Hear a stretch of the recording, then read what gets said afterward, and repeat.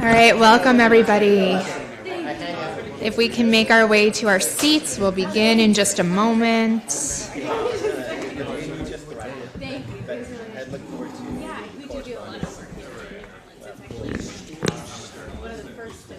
So welcome to the session on International Comparative Perspectives. My name is Rachel Isacoff, and I think we'll just jump right into it. So welcome Clarissa Diaz from NYU.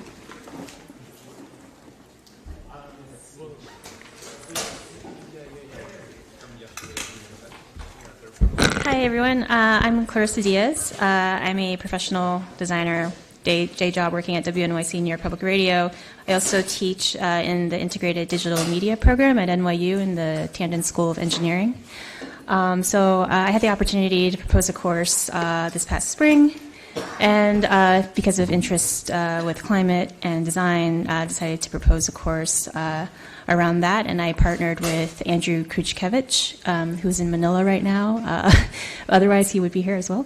But I basically considered him like a co-teacher, and it was kind of like we had this idea of like what happens when you bring a scientist and a designer together, and you try to co-teach a group of students and teach them, basics about climate science and give them basic kind of design studio skills to come up with new ideas.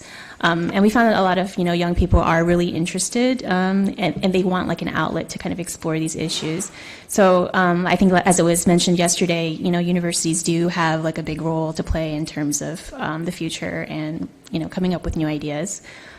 So for the course, we structured it so that we can make it kind of specific. So we focused on a case study, and because Andrew, he works here at IRI, but he also works with the Red Crescent International. So we decided to pick a case study that they were recently working on, which is looking at flooding in Dar es Salaam, Tanzania. I have not been to Tanzania, so we relied heavily on Andrew and his contacts there at the Red Cross for background information, satellite maps, data, as well as many interviews as we could find with residents who live there. And we watched a lot of documentaries and this kind of thing. So, ideally, in kind of more of a perfect world, I think, we would have actually been in the context and been able to work with people there, and it would have been more of a co-design process. But I think still the ideas that came out of it are pretty on point with things that are being discussed in this conference. So this is Dar es Salaam here, and is this full screen already? Oh, okay. Yeah. And so they don't really have as much, there is sea level rise, but a lot of the flooding there is caused by fluvial flooding, so a lot of kind of inland rivers and streams and flash flooding that and a lot of informal settlements as well, and this is what causes a lot of the flooding that happens there. And you combine that with a lot of kind of like trash in the sewage system, and also like just kind of thrown in the ravines, and this kind of just compounds the problem. So you can see kind of the way that they're kind of dealing with it currently. They're just these kind of rickshaw bikes in the river that's flooded. So you may not think of Dar es Salaam as really being like a booming city, but it's City Lab wrote this article about how it's actually this unlikely kind of growing African megacity, and you can see the data there in the bar chart. So Dar es Salaam in 2005, the population, the percentage of change was 680, and by 2025, it's predicted to increase by 85%. The population was 2,000, looks like, and then the percentage of change is 85% compared to other cities like Nairobi, 77, even Lagos, which is predicted to be 49.5.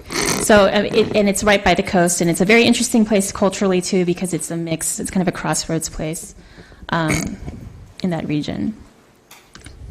So this is just kind of like over time looking at the city and the informal settlements. So like this light brown color there, that's the growth of the informal settlements over time. So you can see how much it has grown, how much it's predicted to grow. So that's going from 2002 until 2052.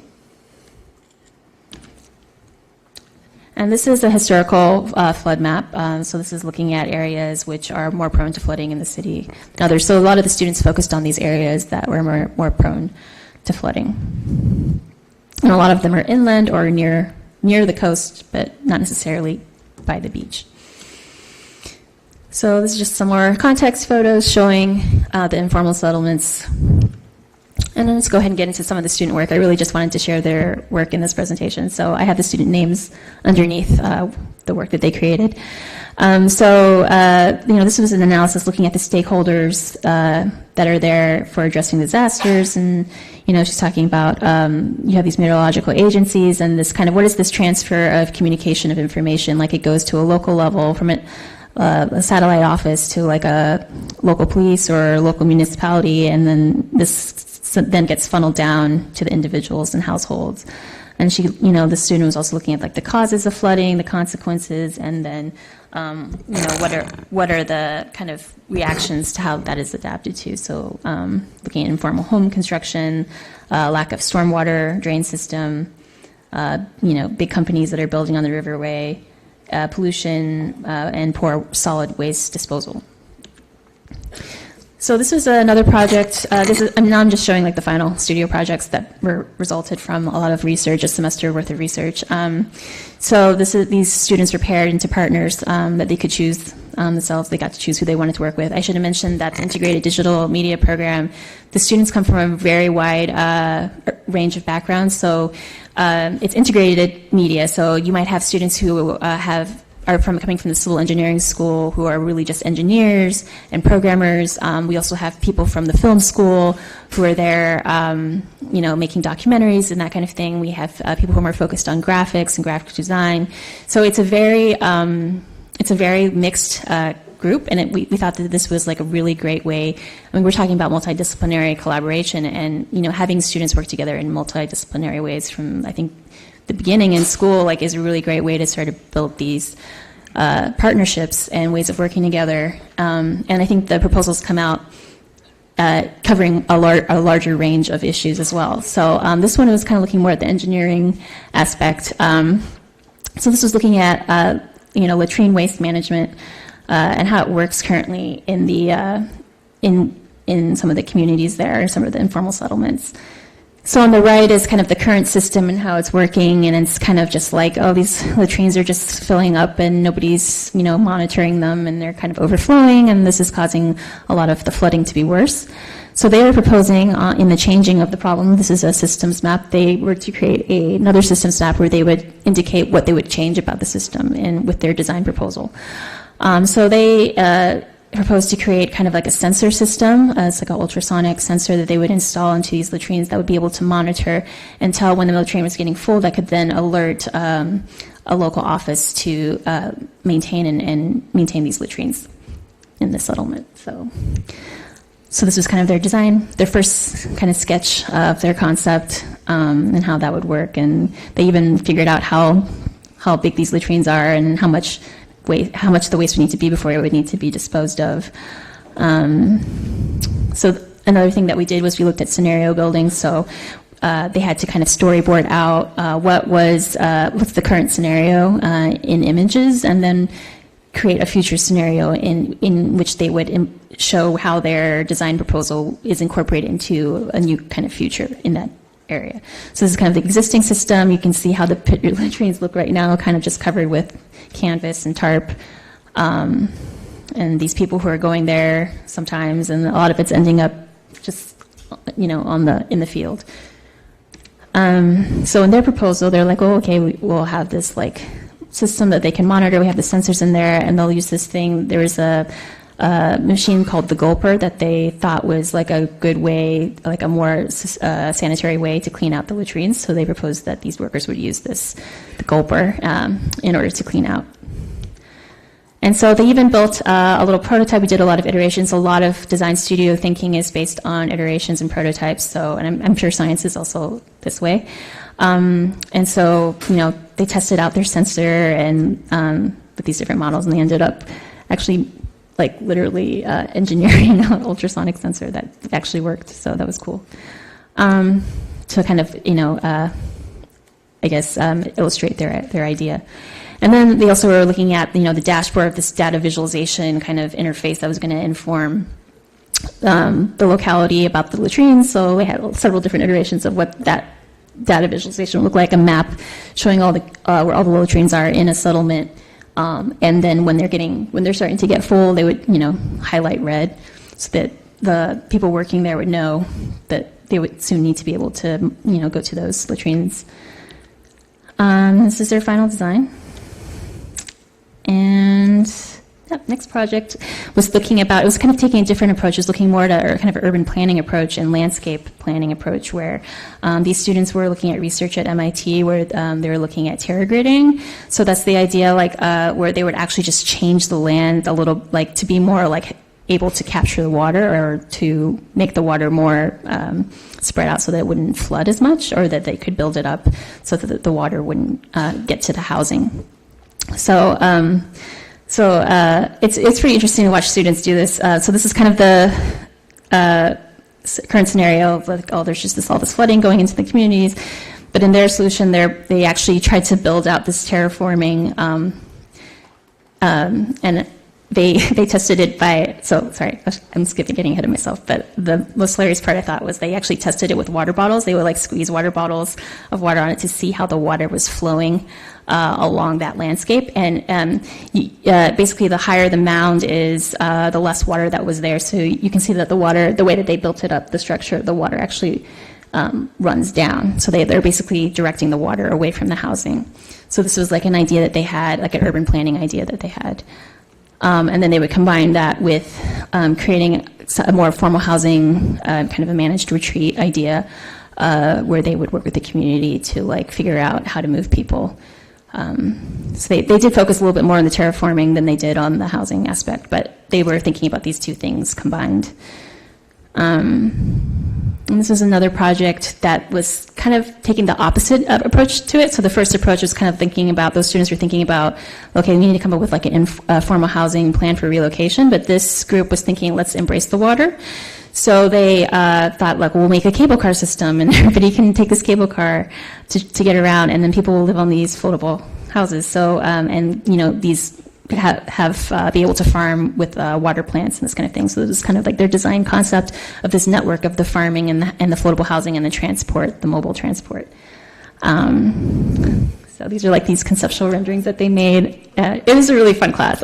There are some other projects here that I'm not sharing that were just, the final critique was really fun. And some other renderings, just trying to show all the elements together, an aerial view there. And they actually made little prototypes of the floatable houses where they tested it in water to see how that could work with a weight in case it did flood, the house could still be anchored, and the kind of the construction process. And then this was another project looking at communication. So it was taking another angle. So there was one student in our class who was really interested in local radio in the area. So she was like, why don't we have community radio stations partner with the weather service there, the Red Cross, to create this kind of storm radio that's already tied into the community radio stations. So the existing they made an existing systems map of the way that the storm risk communication currently works, and then how they would propose it with their storm radio. And then this is the kind of the current scenario that they were talking about. They were talking about how a lot of people in these informal settlements, they don't have access to media necessarily, so they wouldn't have the internet, they wouldn't have TV, they may not even have a phone, or they might probably have a phone, but they wouldn't have a radio or something that was very something that they could take with them that would work without the internet, basically. So, and they wanted to make something that was also solar powered, so that it could run without having to be charged. So, and then they also proposed to have this kind of informational pamphlet that would help people learn about how to use the radio, and a different alert system. When the radio lights up red, it means that you need to evacuate. And when it's yellow, you know to tune in and pay attention and this kind of thing. And they took some inspiration from airplane manuals, safety manuals and this kind of thing. And this was kind of close to their final iteration. They came up with a logo system. It's the water and alert and radio combined. And in the end, they decided we're going to make it blue because then it's the water and people will really know. There's a lot of things here that we could propose to the community and see what they would think about it, or to the residents and see what they would think about these ideas. And ideally, we would actually work with them to come up with some of these ideas, but I think it was really interesting to see the breadth of how much they covered in just looking at this one case study. So I'd like to give thanks to everybody, all the students of this is the first Climate and Design Collaborative Studio that Andrew and I know of. And we just got this opportunity at NYU to do it. And we had several guest critics who also came in and provided advice. So we want to thank them too. And that's it. So thank you.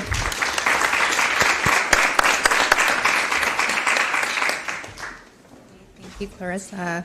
And next we have Geronimo Gussmann from the Global Climate Forum.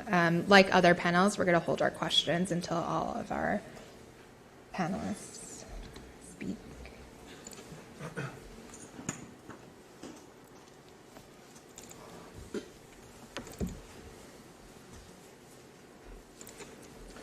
Yes, hi guys. My name is Geronimo. I'm from the Global Climate Forum in Berlin, where I research adaptation to sea level rise in small island regions, and we now basically go from Dar es Salaam east to the Indian Ocean into the Maldives. And I want to show you this work that, together with Jochen Hinkel, my supervisor, I've been doing on the governance of relocations in the Maldives. And I want to show you two things today. For one, the historical policy context of relocations. Because, spoiler, I mean, they have been relocating for over the last 70 years. And I'm going to look at two recent post-tsunami relocations and try to trace the governance mechanisms and explain why they had different outcomes.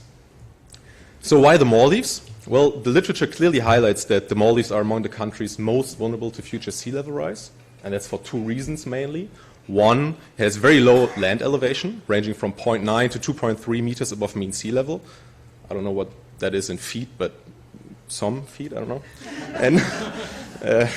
And then also because of their dispersed population. So they are living on over 190 inhabited islands, making them very vulnerable. And then in a different study, we have looked at the effectiveness of their governance structures, and we actually find that their ineffective governance of coastal risk and adaptation is likely to constrain successful in situ adaptations. And this is why in this study we look at relocations as an adaptation option. Preemptive planned retreat, however, bears major political risks and potentially distributional impacts. On the other hand, it also, if inaction by governments occurs, it can also increase risks. Great paper by Motro and colleagues. So building on this literature, we asked the main research questions that are, how did the relocation policy context in the Maldives evolve over time? And which mechanisms explain different relocation governance outcomes? So I'm not looking at, are these communities better off after being relocated? I'm looking at the governance picture. Yeah? And we address these questions with the following methods. We take a two-step research approach. First, we identify the policy context of planned relocations over the last 70 years, 73 to be precise. And we use historical institutionalism as a theoretical lens. So historical institutionalism really highlights the path dependency and critical junctures that are very relevant for the emergence and the change of institutions. And institutions are basically the rules and norms of society and social behavior. We also borrow from policy change frameworks because, no theory is complete, but yeah. So step two is then to trace and evaluate the governance of two post-tsunami relocations in Lamu Atoll in terms of underlying governance mechanisms and changes to coastal risk. So let's look at some results. What you see here on the top are the number of relocations, and the policy context is what you see on the bottom. And as you can see, starting in 1943 until 2016, there have been over 34 cases of relocations. Now, these are just the ones that I was able to identify based on interviews and archives, because there are no official records of this. And over 15,000 people actually have been relocated in this time. What you see on the bottom is then the policy context. And I only want to highlight three main critical junctures here. One of those is in 1968, the end of the monarchy and the first republic in the Maldives, which coincided with the implementation of Law 668.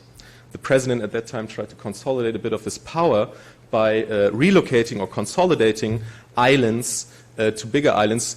And the islands that he selected were relocated because of religious reasons. So islands that didn't have 50 adult men needed to move because they didn't meet the quorum for Friday prayers. This law was lifted, however, in 1975, and 13 of these 18 relocated islands returned. The next critical juncture was actually an extreme flood event in 1987 that affected most of the islands in the Maldives. And what came out of this is, and this is maybe interesting for people that are interested in the UNFCCC process, was the first small states conference on sea level rise in Male, and the Male Declaration, and which basically was the starting point for the formation of AOSIS. And this really put sea level rise on the agenda in the Maldives, and relocations became an adaptation option. However, as you can see, between 92 and 99, not much happened. So people were really reluctant. They didn't want to leave their islands. I mean, why would you leave your island? It's beautiful there. But the tsunami in 2004 really changed this. So following the tsunami, this really opened up the window of opportunity for the government to relocate people, and over 14 islands were relocated at that time. Now, two main things that I want to highlight from this figure here. First, we have a long legacy of top-down relocation decisions. And what is super interesting for me is that between 1975 and 2010, there were no legal frameworks, no laws, no regulations addressing relocations. Nothing. So the question that really arises is, in the absence of these laws, how were these relocations organized? And to answer that question, we're going to zoom in to our two cases. And what you can see here is the Indian Ocean, the Maldivian archipelago, and we're going to Lamu-Gan, which is this atoll right here. And the tsunami in 2004 hit from the east. And it hit Kaleido, one of the islands that we're going to look at now. And as you can see here, I'm going to, whatever, you saw it, hopefully. It's deserted now because people from Kaleido have been relocated to Gan, the largest island in the Maldives, to this area here. These are new settlements built by the French Red Cross. Now, the empirical puzzle that I faced when I came here, when I came to Gan and to Mundu and to Kaleido, is that people of Mundu are a most similar case. So, same story basically. They have been affected by the tsunami, hit, and they were supposed to be relocated. But as you've seen, they're still there. So, what explains this? There we go. So when you look at these two cases, again, they're very similar. So in terms of initiation of relocation, very similar implementation. This is actually where they differ, and because in both cases the population was splitting. So some people wanted to move, some people wanted to remain. In the case of Kaleido, they tried to survive on the island, but I'm going to go in that a little bit later. But they actually followed, and it was a complete relocation. In Mundu, half of the population remained on the island. And to explain this, I tried to trace the governance mechanisms. But before we go into these governance mechanisms, we first have to ask the question, why actually relocate instead of adapting or rebuilding in situ, right? And as I've told you, it's a very top-down kind of decision-making process going on there. And in general, from a political elite kind of view or from a decision-maker kind of view, relocations really decrease government spending. So it's always, when I talk to these politicians there, it's always the economy of scale argument. Providing services across 200 islands is very expensive. What we have to give them credit for is until 2008 they didn't have a VAT, so they actually had a very low tax revenue or tax income.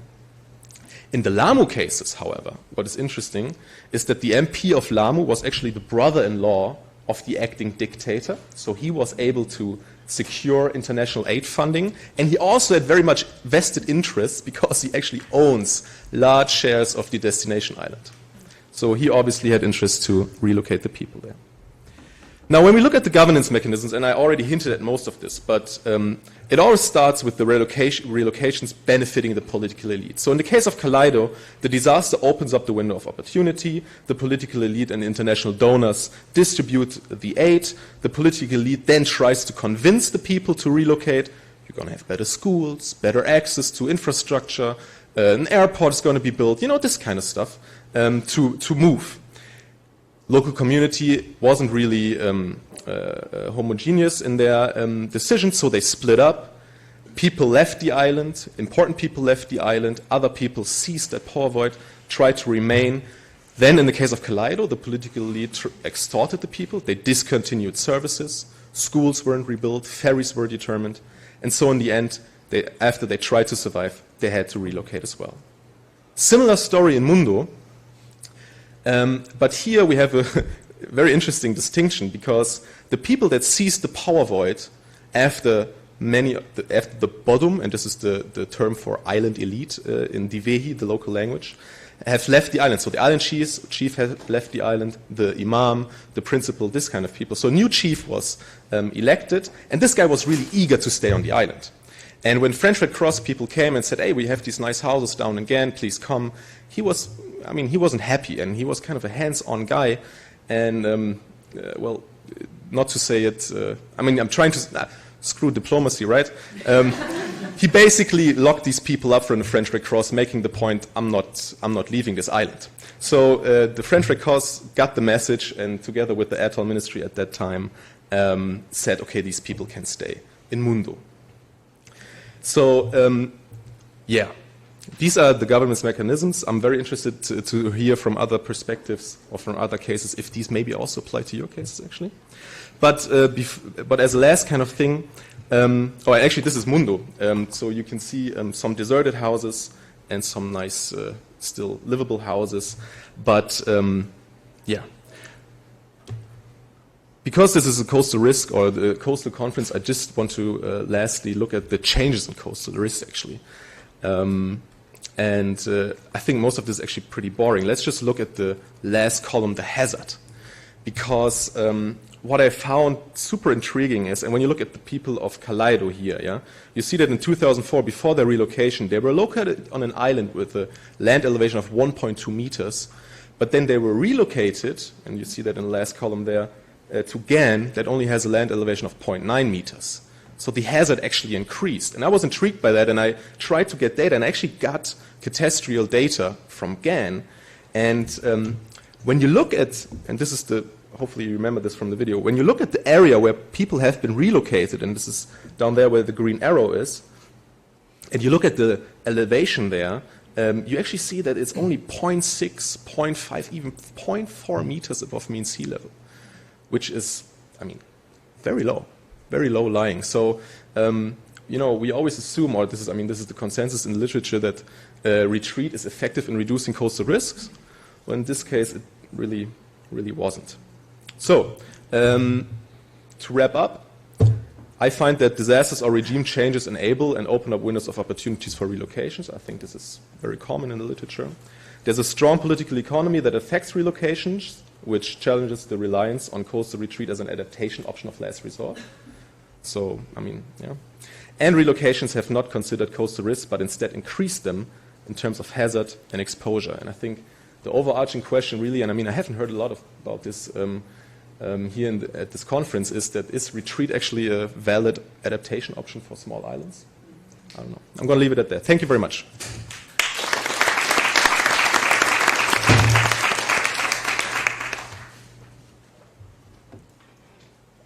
And next we have Judy Lawrence, Victoria University of Wellington.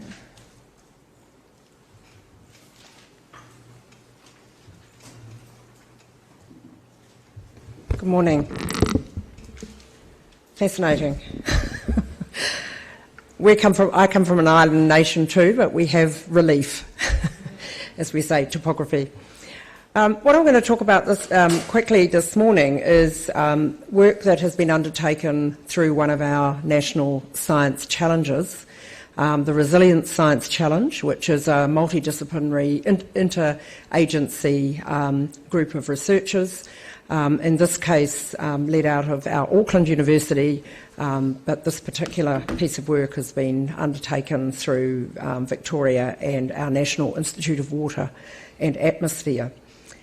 So what this is about anticipating the risk. The long history in the Hawke's Bay in New Zealand, you can see the yellow blob on the little map. A long history of governance that has not met in the middle perhaps is the best way of putting it.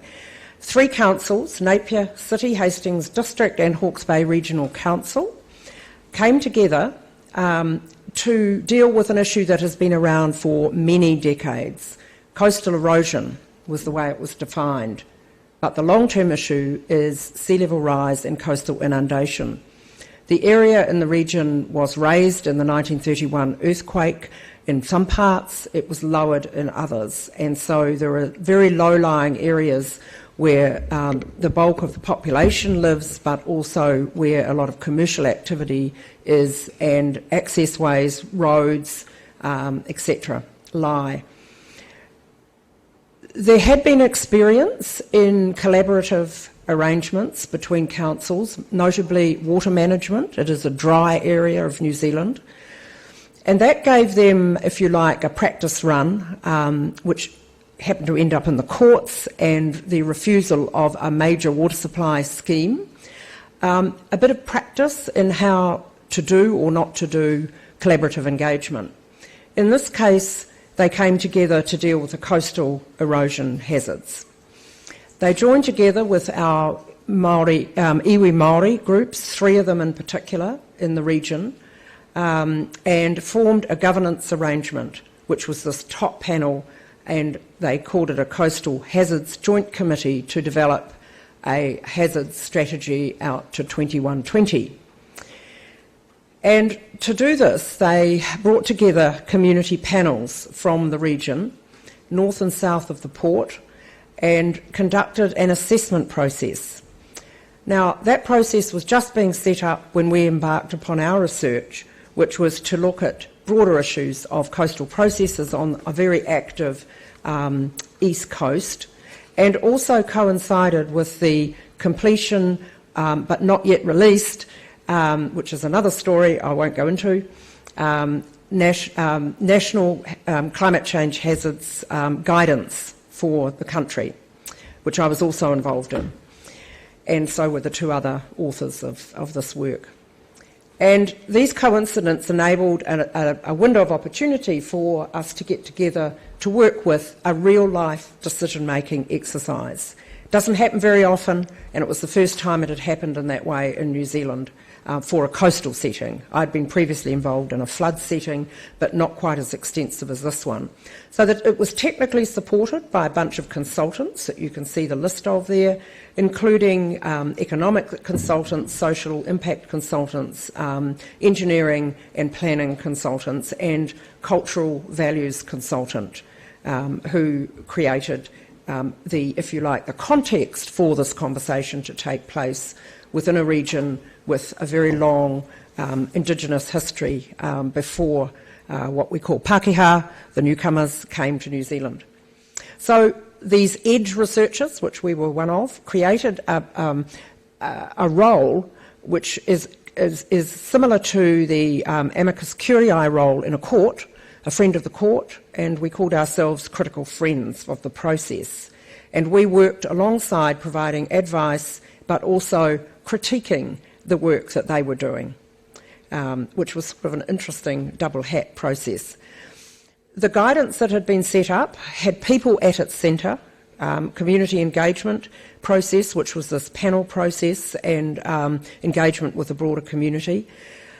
This 10-step decision cycle is what is in our national guidance for coastal hazards and climate change. And it starts with what's happening and understanding the context you're working in and the hazards and the sea level rise, quite separate from risk. This is just about the hazard.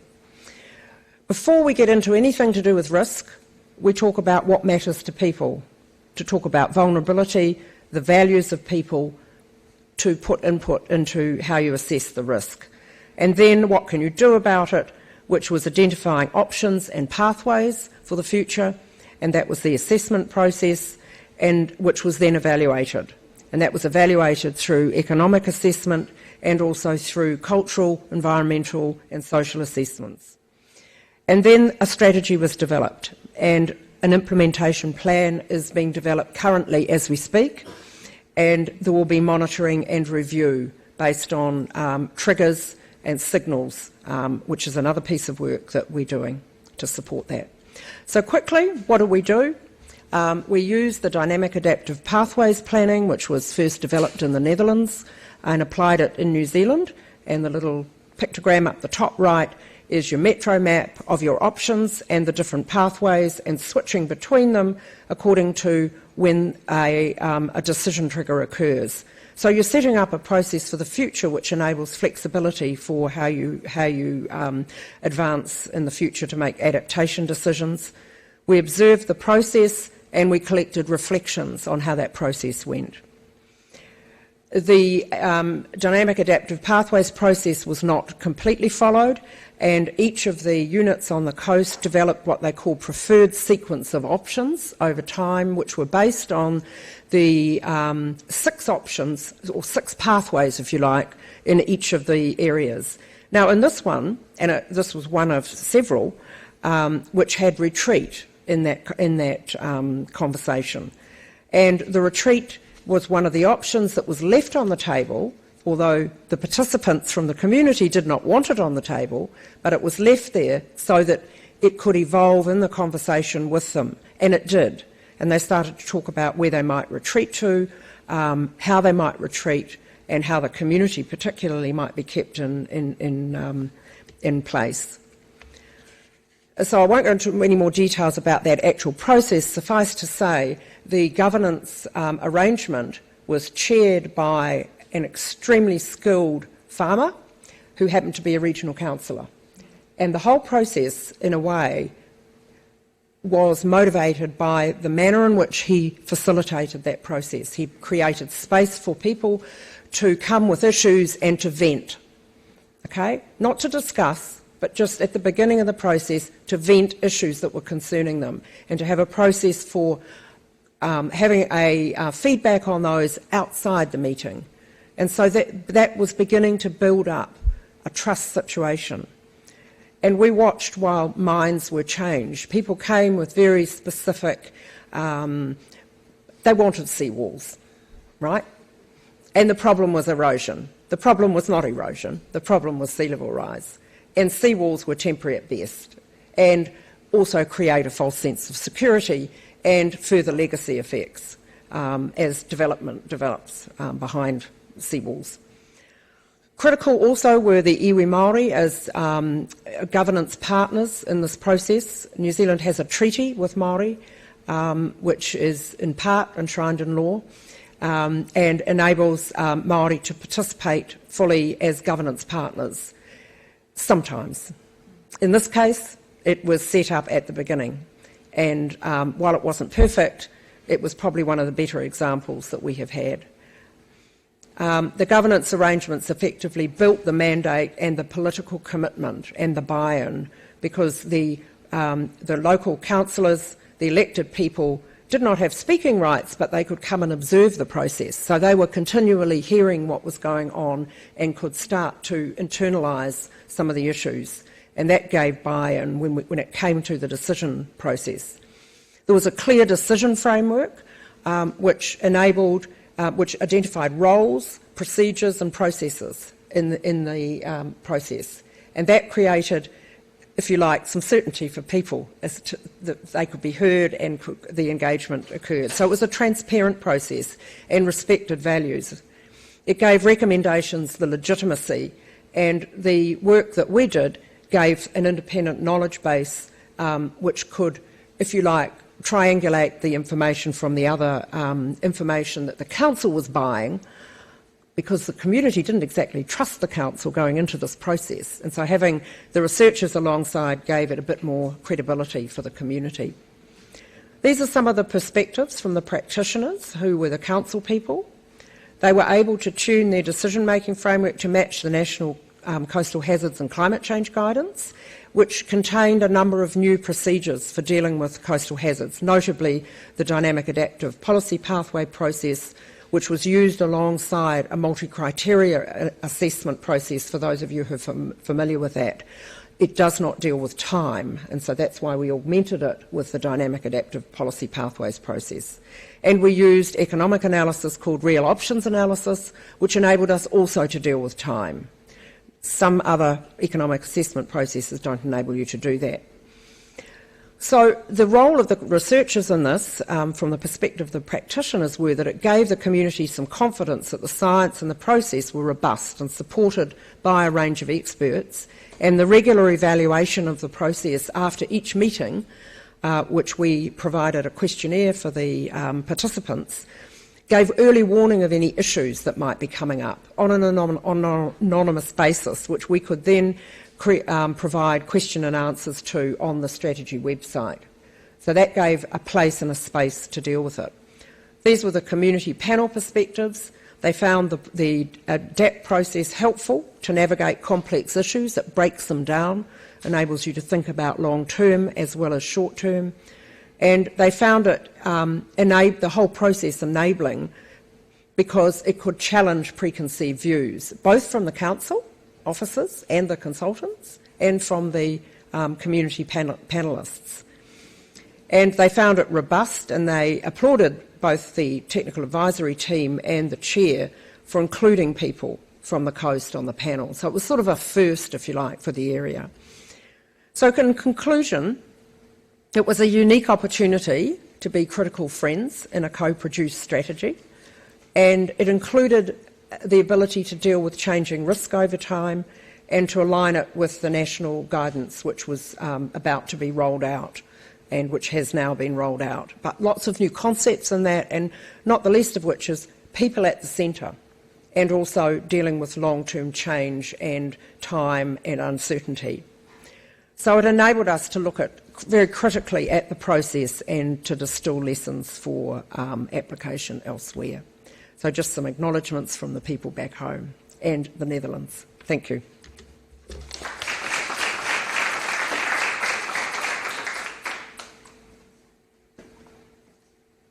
And next is Christina Hanna from University of Waikato.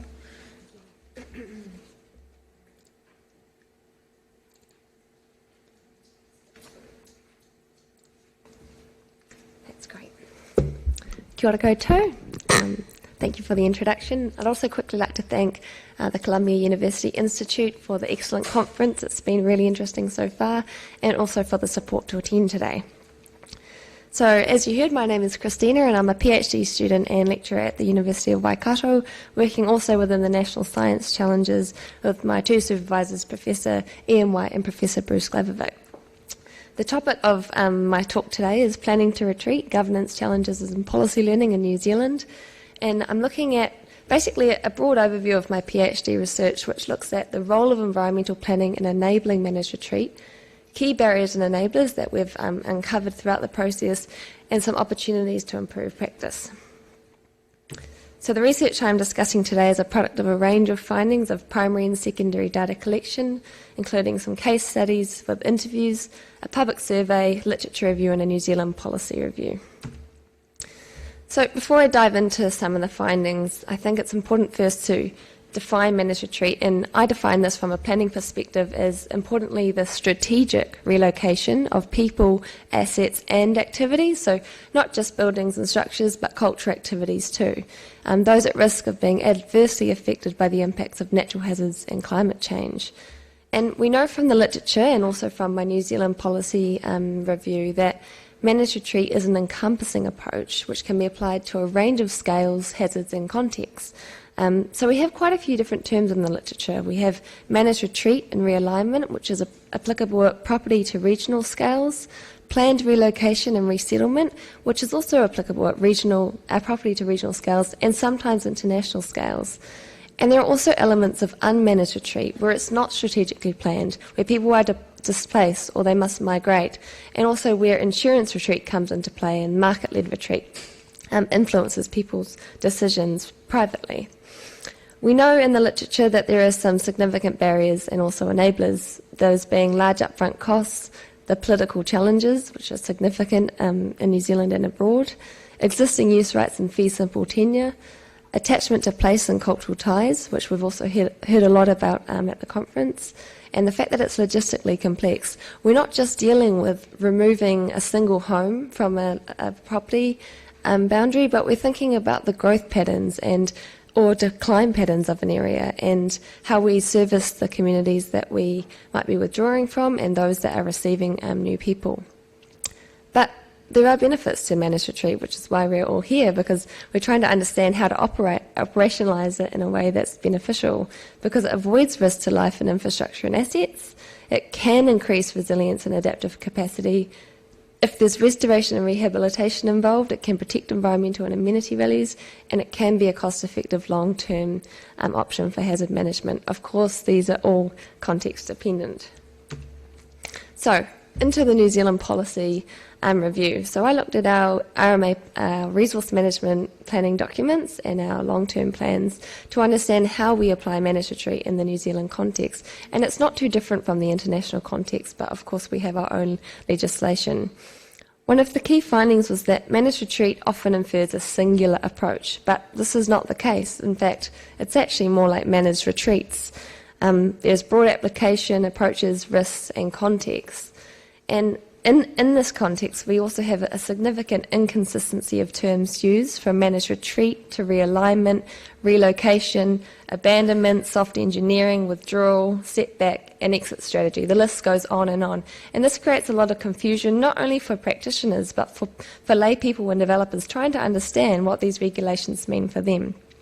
And it also leads to what some participants have called managed retreat by stealth, where fuzzy words are used to confuse people about what is actually being undertaken.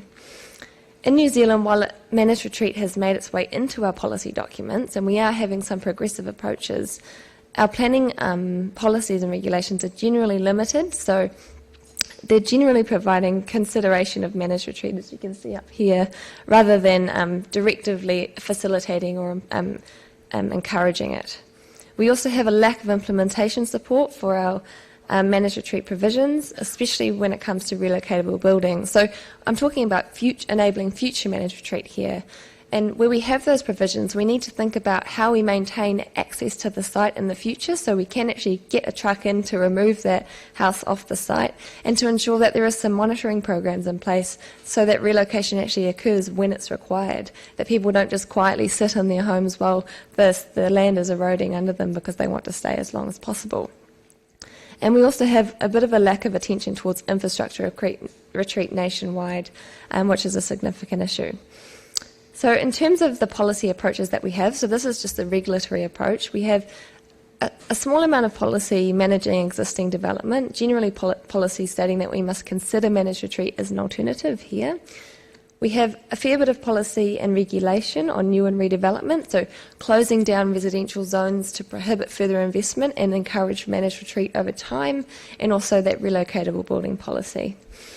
Although it's not a strictly retreat policy, we also have prohibitions on hard protection structures to consider alternatives such as managed retreat. Some more progressive policies are actually refusing hard protection structures in certain areas where they're no longer deemed viable. In terms of infrastructure, generally the few policies that I found, there are very few in our planning documents, they consider managed retreat as an alternative, but there are some progressive ones prohibiting investment or maintenance of infrastructure in very high-risk areas. And we also have a few provisions regulating damaged or rebuilding of damaged or destroyed buildings, and some distinctive approaches which I'll be discussing in my case study. Because New Zealand, like many of the other nations we've heard about, has no formal legal institutional framework for enabling managed retreat, we also have ad hoc interventions occurring outside of policy and regulation. So we have our policies in our planning documents and in our asset management plans, but we also have projects that are occurring in post-disaster situations, such as the Canterbury Red Zone acquisition undertaken by government, and arbitrary projects occurring which are also locally funded or government funded. But the key message here is, although there are some of these projects occurring in policy and outside of policy through incentivised retreat, generally they are in a scoping phase and are struggling to gain traction on actually operationalising it. So this leads me to one of my key case studies, which is quite an interesting example because in New Zealand we don't have a constitutional protection of property rights, and our Resource Management Act actually enables regulation over land. And in some, it's still yet to be determined what level of compensation, if any, is required. But we're currently in a bit of legal uncertainty in applying this approach. And so one council has been looking at a voluntary acquisition process in combination with regulation to ensure full retreat of a high-risk area in Matata, here in the Bay of Plenty. So this example is not coastal. It's in a coastal area, but the hazard is actually a debris flow hazard, but the governance and the legal institutional context is the same. So in Matata, houses are situated on top of a significant debris flow fan head, resulting in what the risk assessment deemed a high risk to human life. The sign here on this affected home illustrates the very contentious nature of managed retreat in New Zealand, stating, "Whakatane District Council, leave our homes alone. Watch out the rest of New Zealand, you're next." But as I will discuss shortly, public reactions to managed retreat are not always limited to just discourse.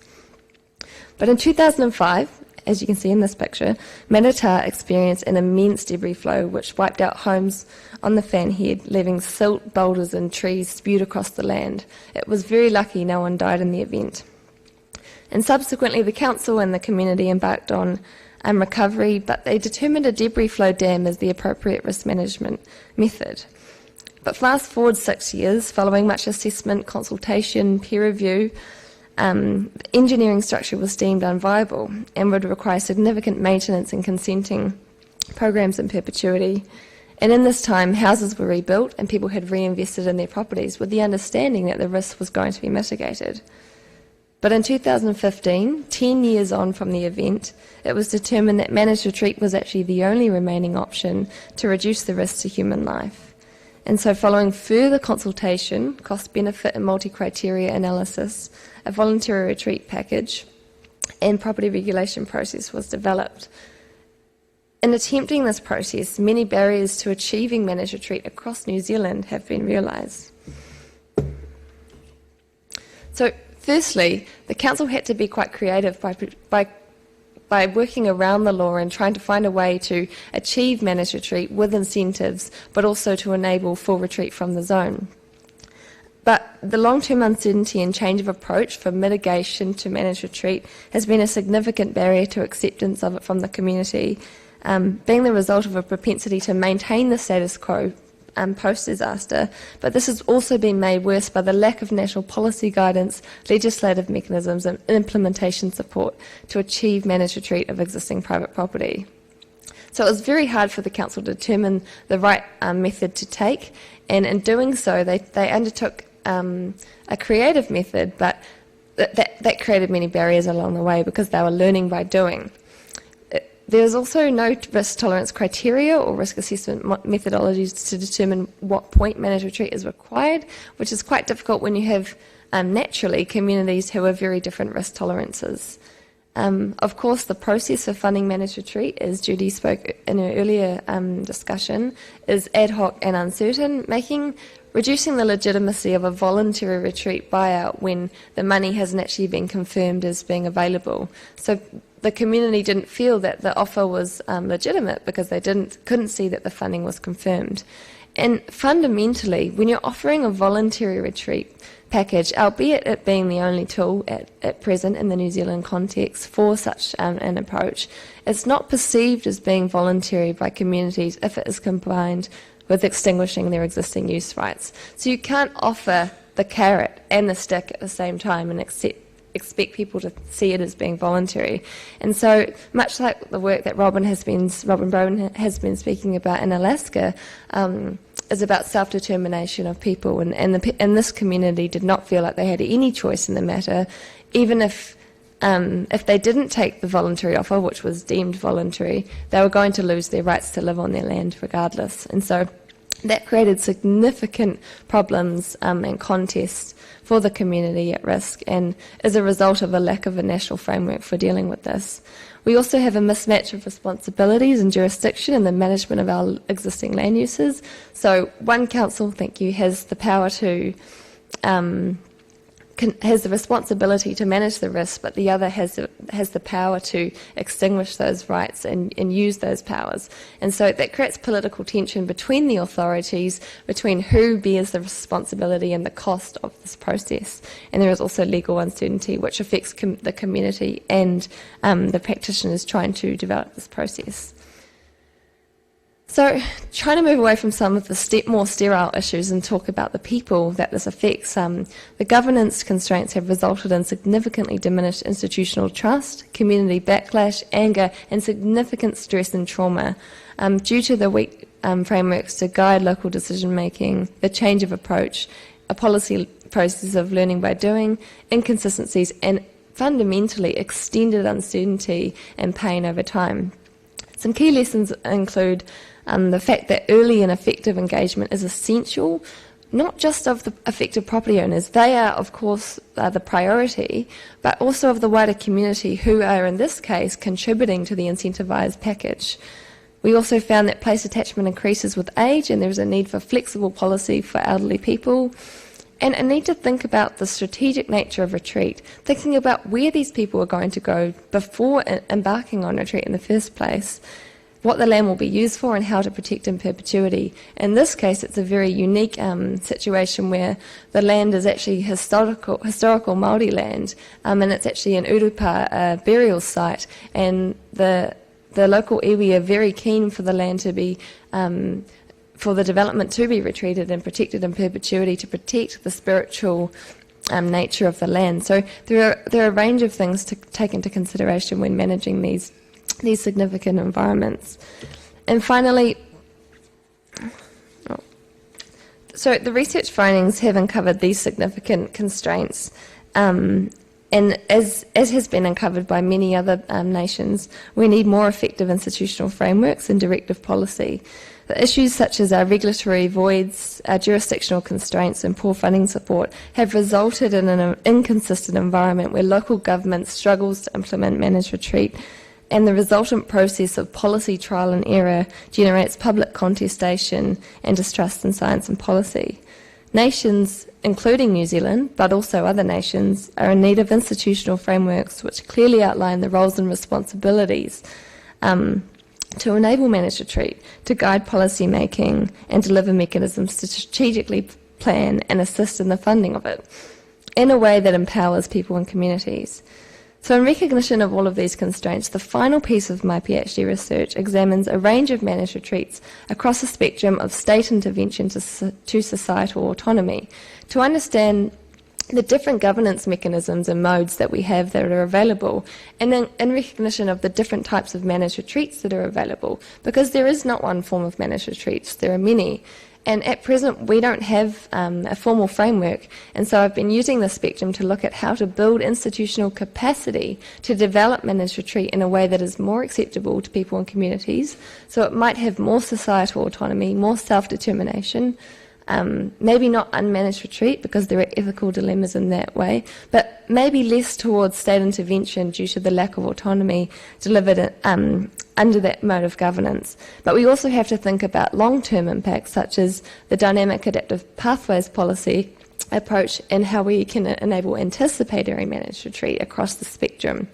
And while I have no time left to discuss this further, the key thing, I think, is that we must learn from international experience and build our capacity and capability to deliver managed retreat in a way that is effective, equitable, responsive, and robust. Thank you.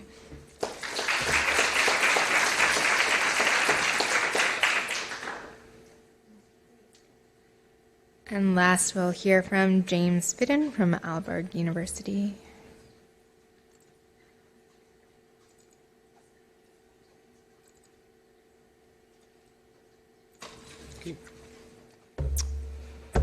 Good morning. My name is James Fitton from Aalborg University in Denmark. I'm presenting this work along with my colleagues David Major, who's sitting down there from Columbia University, and Martin Lehman, also from Aalborg University in Denmark. And this is a project that we've been working on for the last few years, looking at the unusual suspects when we look at climate adaptation. And by unusual, we're looking at the small coastal towns and cities. And this is an example from Fuvme in Ghana, just in the mouth of the Volta, which is currently about 800 people living in this community, but it's been suffering from coastal erosion for the last 10, 15 years, resulting in about 70 houses being lost within this community. And when we're talking about coastal adaptation, coastal retreat here in New York, it's very easy to forget that there's places like this around the world that are also facing the similar issues and requirements to change that we're facing in New York and wider places. And so I'll expand a little bit more about why we're focusing on those small towns, or the towns and small cities, and a bit more about the project, which is going for the last few years, but is accumulating into a special issue which will be submitted very soon. And then finally, I'll talk about some of the results of that special issue, but also outline a way forward of how we think we need to move adaptation forward within this realm of the small coastal towns and cities. So as many people are probably aware, that the coast is a very desirable place to live. Globally, that has resulted in many of the large global megacities being based upon at the coast, New York, for example, where we are now. And the coastal populations are 3 times higher at the coast than the average global population densities. But these areas, as we know, are being experienced issues of hazards from coastal erosions, tropical storms, sea level rise, but also issues such as saline intrusion, which is affecting water quality, and issues as regards agriculture and drinking water. And so when we're thinking about climate change adaptation, a lot of these big megacities, Copenhagen, New York, they've moved forward with regards to their adaptation plans and policies and implementation as well. However, when we look at the statistics of global population, actually about 60% of the population at the coast do not live in these large places. It's actually in less dense, smaller communities that the coastal population lives. So therefore, if we're gearing our adaptation knowledge and our research upon these larger places, we're actually leaving behind the larger population, or the majority of the population at the coast. So we've started to try and have a look at the smaller end of the spectrum, the unusual suspects, and where we talk about small, we're talking about less than 100,000 people for our context.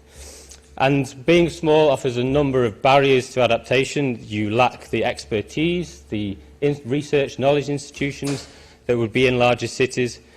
You also lack potentially suitable guidance. What they do in Copenhagen or New York cannot necessarily be replicated within these smaller places.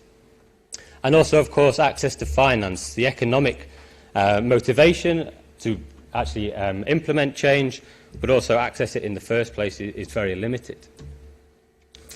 And so we started a special issue which tried to essentially encourage the development of adaptation knowledge more suited to these small coastal towns and cities. And usually with an academic special issue, you create a call for papers. You ask people to submit your ideas for the papers, but instead we asked for a call for cases. So we used our network, which is the Urban Climate Change Research Network, which is based in New York but has a number of hubs around the world, in Europe and Australia and beyond, to reach out into these smaller areas and actually find cases, find researchers, find practitioners which are actually working on the ground within these communities.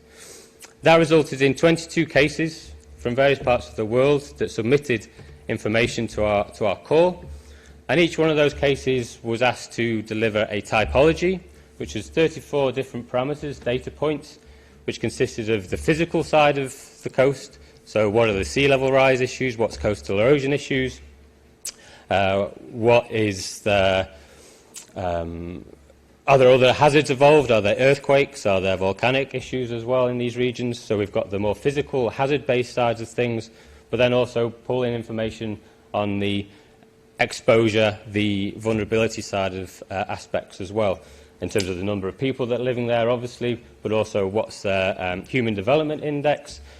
Is there areas of cultural importance, such as historic buildings, environmental importance, and also things like whether there's indigenous communities located within these towns and cities as well. So we have that typology, but in addition to that, we have a narrative, 2,000-word story, essentially, that explains the data more than just a simple spreadsheet.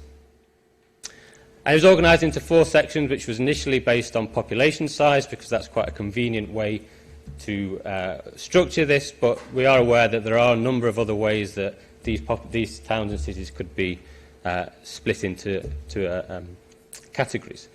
And we're working with, in addition to Martin and David, Ken Dowse from the Australian hub of the UCERN in Southern Cross University, and Sean O'Donoghue in South Africa, based in Durban.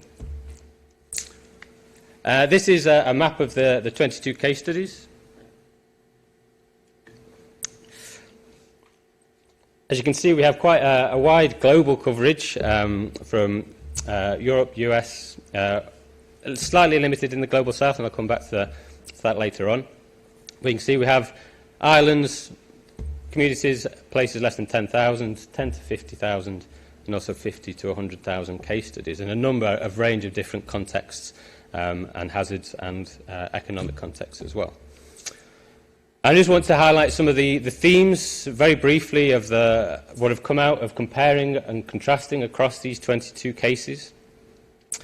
Firstly, it's clearly apparent that a lot of these communities, especially the small island communities, have contributed very little to climate change in terms of carbon dioxide emissions, etc. And therefore there is a big moral obligation that these places need to be brought with us on our journey to a more sustainable and viable future. And many of these small communities are not necessarily being brought along on that journey. Also, when we think about importance, it's very easy to look at statistics of population as a very easy proxy of whether a town is important or a city is important. But actually, there's many indicators that essentially make an area that maybe not look very big on population. Nome, for example, in Alaska is only about 3,500 people. However, it has lots of the facilities, like the main hospital in the region, one of the main airports, also a shipping port, which actually represents and has responsibility for a much larger area than just the town itself, even though it's a town of only 3,000 people. Therefore, it's important to have a lot of diverse data when we're looking at the importance of these small communities. And talking about communities is potentially also a little bit easier for community engagement. A lot of the cases we saw actually involved speaking to the community, getting their input into any action and implementation that was potentially being done, and that mainly had positive results with regards to the implementation of the measures. Furthermore, in terms of the data we used in terms of the typology, a lot of it came from university research, a lot of academic research. And this has 2 implications. One, that this data has to be accessible to a lot of the practitioners and people in these locations, and that's both in terms of the format. Is it an academic publication that is behind a paywall, or is it released in a report? Is there a website that sort of supports this? But also the language. English is the academic language, usually, and actually this isn't the language that people speak all over the world, unsurprisingly. In addition to that, in climate change issues, a lot of these small communities are also facing other issues, other priorities, access to water, economic issues, poverty, food, health, and they're already stretched as it is in terms of their expertise and knowledge and funding to address a lot of these issues. So climate change and adaptation is just another thing which adds on to this issue and sometimes gets forgotten. It's something that's happening in the future. It's not something that is needed to be acted upon as we speak. So therefore it gets forgotten a bit, or just put to the bottom of the pile, essentially. But it's not all bad news, I don't think. Being small offers some advantages as well. Smaller communities means you can actually get the whole community into a room. You can speak to them, you can engage with them, you can find out what the way forward is. But maybe that's not necessarily an advantage of some of the sessions and the discussions this morning. maybe being small actually also means you can be pushed around a little bit more. You can be forced to do things you don't necessarily want to do as well. So maybe it's not as much of an advantage as maybe we thought. And in terms of managed realignment, small communities are probably going to be at the forefront of when it comes to moving, as it's one of the only options or one of a short list of options.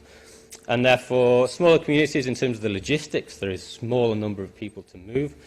It maybe offers an advantage in terms of using managed realignment or managed retreat as an option.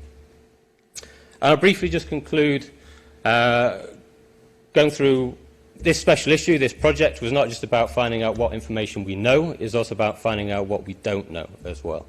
And so we have a plan or an outline of a way forward that we think areas of research and attention should be focused upon over the next 5 or 10 years. One of the first things is building a network of these small communities, these coastal towns and cities.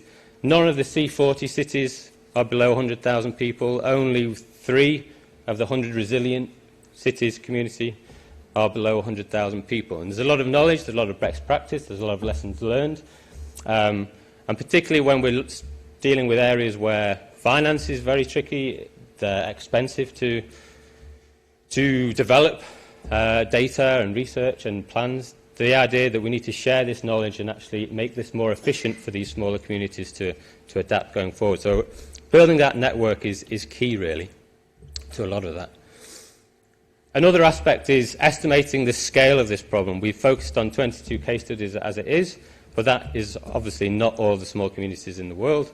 And we're looking at piloting a way to use remote sensing, GIS, global data, to assess the global scale of this issue. We've piloted it in Denmark, comparing the remote sensing results with census data and have good correlation. It's worked quite well, and that paper is in press. But last week I produced the model which expands it to a global analysis. So all those red dots are technically all the small towns and cities below 100,000 people around the world. And the idea is that we then add on additional data in terms of sea level rise from the IPC reports, for example, and another additional data set to essentially then start bringing these places together. And also we need to start thinking about the sustainable development goals, obviously within the development of these areas, and also bringing in more international, national sort of entities to organise the management of these coastal approaches if we can. As we said, finance expertise is limited within these communities, so we need to leverage a lot of that international effort onto these areas as well. We also found very limited examples of actual implementation. There was some implementation across the regions, the cases, but a lot of it was plans for adaptation or plans for various aspects, and actually estimating the cost. How much does it actually cost to move some of these communities or different types of adaptation, and that is needed for then the planning of accessing to finance, etc. And that is also tied with actually, once you know how much it's going to cost, where do you actually get the money from? A lot of these local communities, these small communities, the economic benefits are not necessarily apparent for moving or adapting these places. So actually, how do we change that to actually leverage and access funding for these locations? And we also had very limited cases for the small island developing states, and as Geronimo sort of mentioned today, these are essentially the canaries in the cage. This is where it's happening at the moment. These are where a lot of these problems are manifesting right as we speak. And a lot of these issues that we face are very much exaggerated within these small island developing states. So we'd like to see, and we're working to get more cases for these small island places. But a lot of this work on this, moving this forward, is that we obviously didn't expect to have the answer from this work. This is the beginning of the journey, raising the profile of these issues globally in terms of the research community and practitioners community. And it's important that we move everyone forward. It's all right for New York to adapt and change, but actually we've got a big responsibility to bring along the small places with us as well. And hopefully we don't end up in any situation like this person here. Thank you.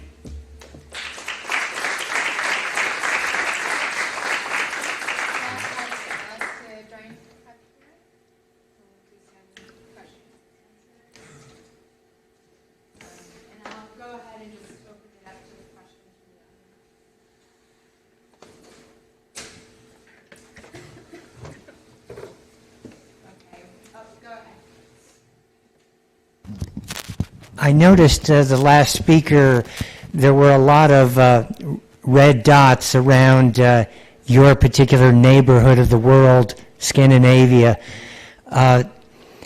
Is that just historically that Scandinavia has developed on the coast, and what kind of perspective are the people in Scandinavia taking about their current situation?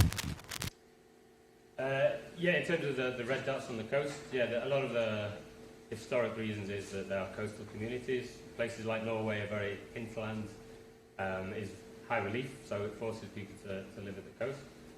It's very different across Scandinavia. There are quite different issues. Generally, I think we're perceived as being quite advanced and moving things forward quite well in Scandinavia, but there are one or two issues. But it's generally okay. But there is a lot of coastal tourism. Coastal people like the coast, particularly in Denmark as well, and they are a little reluctant to leave. And there's also been a change in the legislation recently that's almost been designed to encourage more development along the coast in more rural parts of the country to boost the economy. So it's not all perfect, unfortunately, but we're getting there.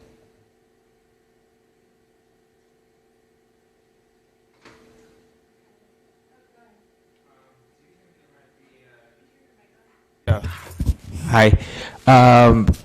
For some of these smaller, more vulnerable cities, and considering that there's a lot of displacement that's predicted for the future in places like United States, particularly like our larger cities, do you think any managed retreat has to consider displacement, not just locally moving people from one part of the city or their island state, but leaving the country altogether and maybe migrating to another country, and the politics that exist in both Europe or United States? Certainly, in terms of there'll definitely be displacement to other parts of the world or other areas, and I think maybe Geronimo and maybe Christina might be better in terms of these small islands are, where do you move to if your island is disappearing, essentially? That's a good question, and actually when I report, or what I see in the Maldives, actually, that they're not moving internationally, for example, but they're doing exactly the opposite of retreating. They're advancing. There's a case, or there's a new island close to the main island, Male, which is called Hulu Male, and it has been reclaimed on a reef. So basically, you just put sand on that reef, put a wall around it, and they reclaimed it at 1.8 meters, and now 100,000 people are already living there. So it's kind of this urbanization thing, but also flood risk reduction thing going on. And, it's kind of the opposite of retreat, I guess.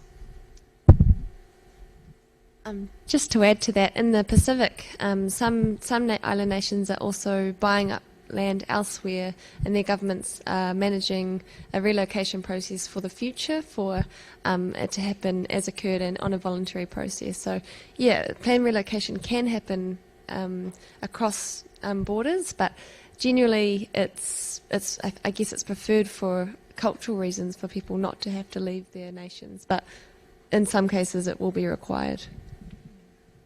Yeah, I'll just add to that, because historically in the Pacific there have been movements. For instance, Kiribati, when it was Gilbert Islands, bought up land in Fiji and Rambi and moved. There have also been more recent examples where Kiribati people have moved within their islands to higher islands, and that was done quite proactively as a government policy by Jeremiah Tabai, a previous president. And also you have to remember that there are diaspora in Australia and New Zealand from some of these Pacific countries, and while that they may leave their country, they still have a cultural tie together in the diaspora. So it's a complicated story, but certainly it has been used in an anticipatory way for a very long time. So there's a lot of learning from some of these communities who have already done this. Hi, I'd like to extend on that, and that is, do any of you see indications of links between any of the places you've studied and existing migration arrangements through, say, international agencies or government policies like New Zealand, Australia that allow a quota from different Pacific islands? What are you seeing in, because the cases you're talking about are very place focused, but a lot of the behavior is individually and household driven. So it seems like a real mismatch in institutions, and and there's also the self-determination issue for especially the low-lying atolls. So any sense of how this is linking up with migration? Talk about migration.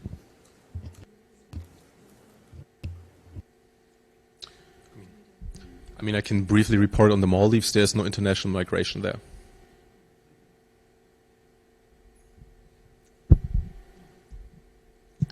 From a New Zealand perspective, no. I mean, other than supporting the Pacific Islands with opening up the ability for people to come to New Zealand, we aren't at this stage developing that policy.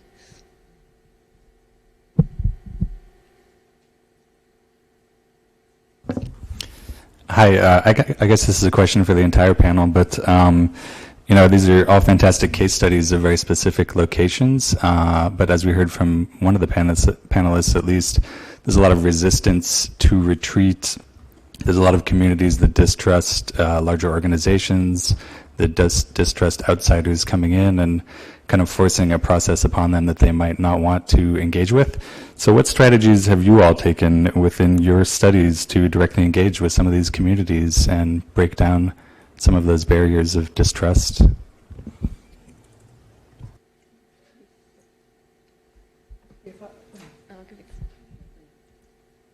Yeah, just a comment about the example that I gave.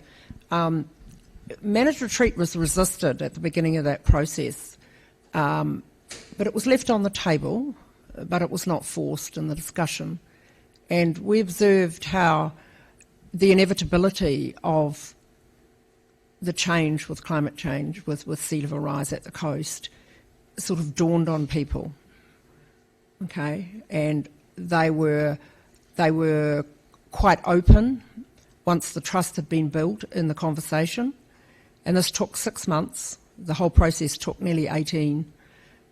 So that amount of time for people to get familiar with what the process might involve, and the realisation that they could perhaps move as a community and not just individual houses and households. And so there was a sense of collective understanding that emerged from that, rather than there being an imposed policy, even though in our National Coastal Policy Statement, managed retreat is enabled, and certain things are discouraged, like seawalls, for example. So it was nuanced and subtle, but it emerged from that process. And I think the power of those processes is that conversation can take place in a way that people feel safe. So it's providing safe spaces for that to happen, so that it doesn't become an imposed policy, and that there's some sort of power and control retained by the community in that process.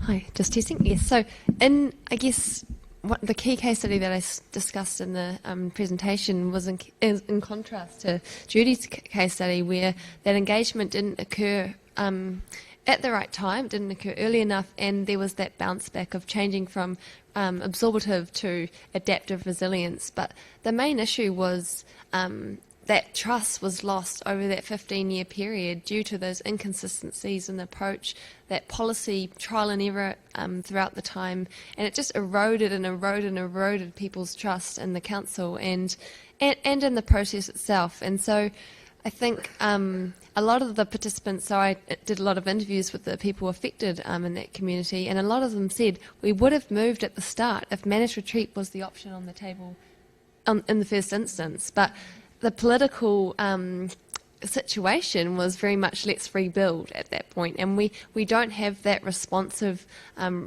disaster or that strategic disaster response framework to start really assessing retreat at the get-go, and that definitely affected the process, and it's meant that people have reinvested in their homes and rebuilt in a place where they really should never have, and then that now they're having to retreat, and that's even a much worse situation than having to retreat directly after the event, because they've already re-established their roots and believed that they were going to be staying there. And so that trust, the loss of trust, is a significant issue, and it's proving extremely difficult to build it back, and there continues to be resistance, and it's very likely that this case study will be going to the Environment Court.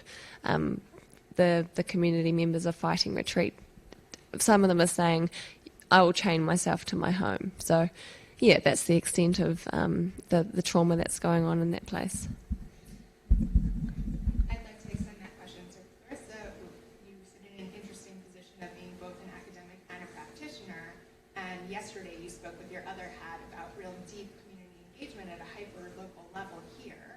And so how are you able to take that experience and translate it into your studio? And how do you explain working with that perspective that you also carry?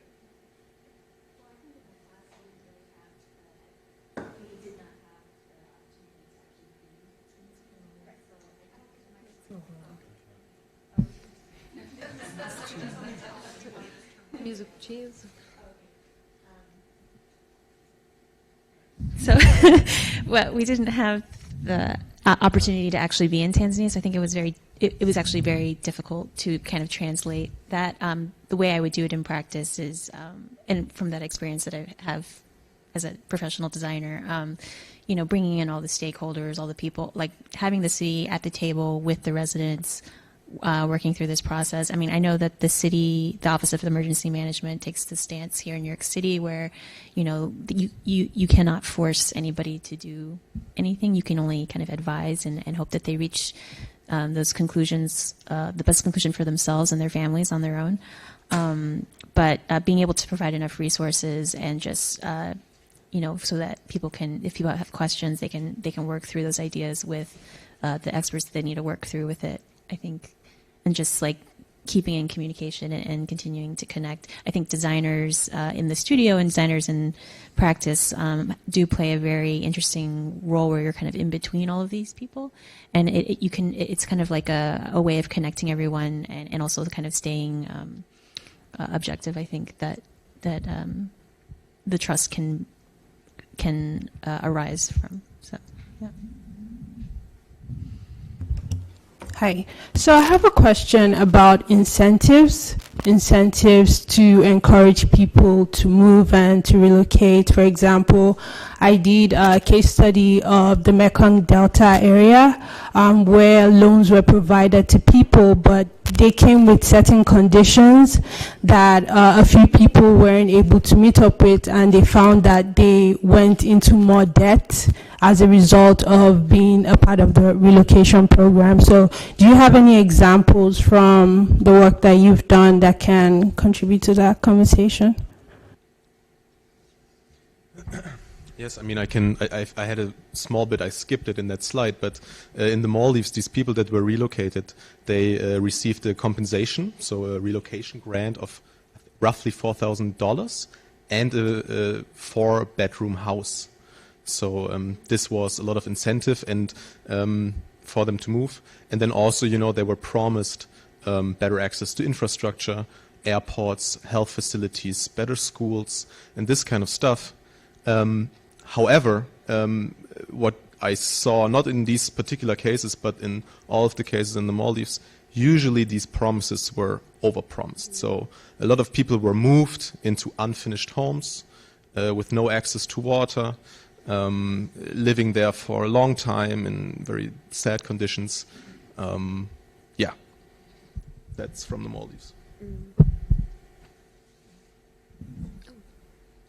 We don't really have set models per se for incentivization, as it's still an ad hoc approach in New Zealand. And in some of the case studies, there are subsidies for relocation, but a lot of our in New Zealand, a lot of our projects haven't finished completion. They haven't finished the implementation stage, so it's quite hard to say whether or not people were better or worse off economically. So, yeah, it's still in progress. But of course, there are a range of incentives that can be applied, and they all have different models. The only incentive that we have is effectively a planning one through our Resource Management Act, where the avoidance and reduction of, or avoidance of hazards is in law. It's been very difficult to implement, but there is one case in the Tasman district in Nelson in New Zealand, which is an area, low-lying area that has been subject to a lot of storm and flood inundation from the sea, where the council identified an area of land in its plan, which effectively is now a closed zone for further development. So it sort of put the line in the sand and said no more development, and that has been quite effective. And there's been one other case that went to court where a subdivision was in the area, which the last remaining appeal actually in that particular area. Where a subdivision was contested for non-approval, and the judge ruled that because the council had withdrawn services from it, it therefore would not go ahead. And so that was a case that has been tested in court. And that has led some local authorities to think about an incentive is to actually remove services. However, that raises all sorts of human rights issues which were contested in the Christchurch earthquake when the red zone was imposed. So it's a work in progress. I think we have time for one more question if anybody has one. Otherwise, thank you all so much for your presentation.